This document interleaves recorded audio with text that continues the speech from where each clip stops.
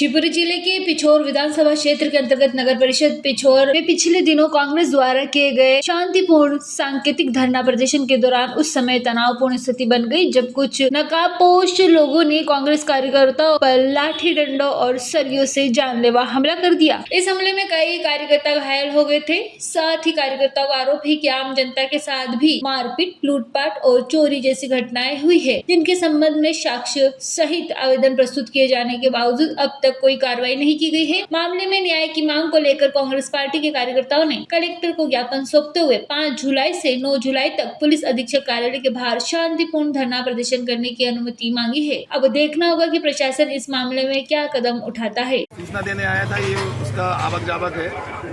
SP madam को मैंने दिया, कलेक्टर सर को मैंने दिया, एडीएम मैडम के कार्यालय में जमा किया, सीएम के कार्यक्रम में ये लोग व्यस्त थे।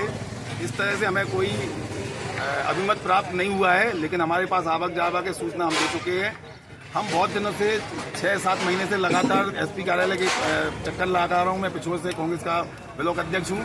हम जनहित के मुद्दों पर पिछोर में नगर परिषद के कार्यालय पर धरना दे रहे थे और उन निहत्ते कार्यकर्ताओं पर सांकेतिक धरना पर जब नकाबपोश आते हैं 15-20 लोग इकट्ठे होकर गाड़ियों से और वो हम पर जानलेवा हमला करते हैं, तब वहाँ की पुलिस अज्ञात लोगों के खिलाफ एक एफआईआर करती है। नाम मात्र को आज दिनांक तक 1 महीने से ऊपर हो गया है, कोई भी ज्ञात नहीं किए गए, न उनकी कोई कार्रवाई की गई है।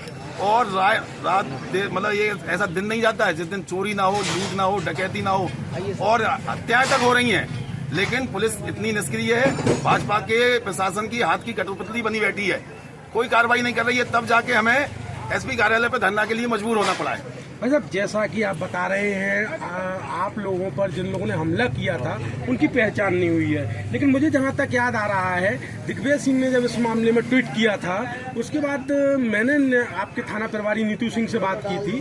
उनका कहना था कुछ लोग चिन्हित हो गए हैं और वो आपके संज्ञान में भी हैं और कुछ लोगों को चिन्हित किया जा रहा है। जानकारी थाने से हमें प्राप्त नहीं होती है। हमने आवेदन में कुछ नाम दिए थे, उन पर कार्रवाई नहीं हुई। उन्होंने अज्ञात के खिलाफ एफआईआर की, हमें कोई परेशानी नहीं, लेकिन आज तक ज्ञात जो लोग हो गए हमें साझा नहीं किए गए नाम। फिर भी मैं ये कह रहा हूँ कि जब 15-20 लोग आपको दिख रहे हैं वीडियो में, तो 15-20 लोग क्यों नहीं पकड़े गए आज तक? पुलिस केवल नाम मात्र को कार्रवाई कर रही है। जो मर्डर हो जाते हैं उन पर कार्रवाई करती है। जिस दिन ब्लॉक अध्यक्ष अनिल गुप्ता का मर्डर होगा उस दिन वो ज्ञात कर लेगी, लेकिन आज 1 साल हो गई, 1.5 साल रोज वहाँ पे अवैध मतलब जघन्य अपराध हो रहे हैं पिछोर में। लगातार आपको सोशल मीडिया से पता लगता होगा कि चोरी हो रही है, लूट हो रही है, जंजीरें महिलाओं की खींच के दिन दहाड़े ले जा रहे हैं। में तो रही है पुलिस, जैसा पुलिस केवल मैं बता रहा हूँ आपको एक से, जहाँ पुलिस ने पकड़े हैं वहाँ मर्डर हुए हैं। जिस महिला का चैन खींचते में गिर गई वो गाड़ी से, वो गिर गई और उसकी मृत्यु हो गई, तो वो केवल ज्ञात हो गई। एक भौती में चैन खींची गई, वो आज तक ज्ञात नहीं हुई। तो आपको अगर ज्ञात करवाना है अपराधी, तो आपको मर्डर होना आवश्यक है, ऐसा पुलिस का सोच लगता है। भाजपा के हाथ की कठपुतली बन के काम कर रहे हैं। हम इनको चेताना चाहते हैं कि हम प्रदेश स्तर तक आपको नहीं छोड़ेंगे। आप कब तक कार्रवाई नहीं करोगे?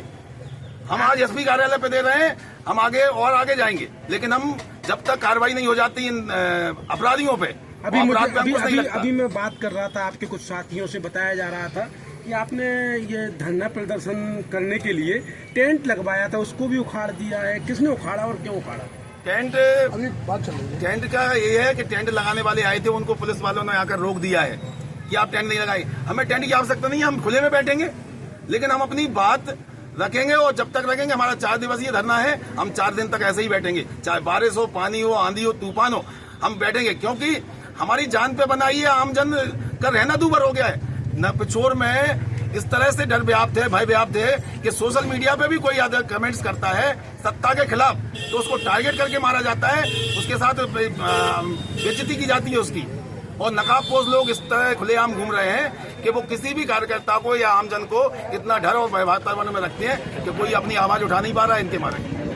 एक हमारा प्राचीन स्थल है कमलेश्वर महादेव मंदिर, उस पर आज 6 महीने पहले चोरी हो जाती है। 10 लाख रुपए की चांदी चोर ले जाते हैं, लेकिन आज दिनांक तक न चोर पकड़े गए, न चोरी पकड़ी गई।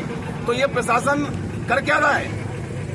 यहाँ पर भी अगर आपकी सुनवाई नहीं होती, पिछोर में आपकी सुनवाई नहीं हुई, यूपी में भी अगर सुनवाई नहीं होती, तो अगला कदम क्या रहेगा? अगला कदम डीआईजी ग्वालियर, अगला कदम फिर भोपाल।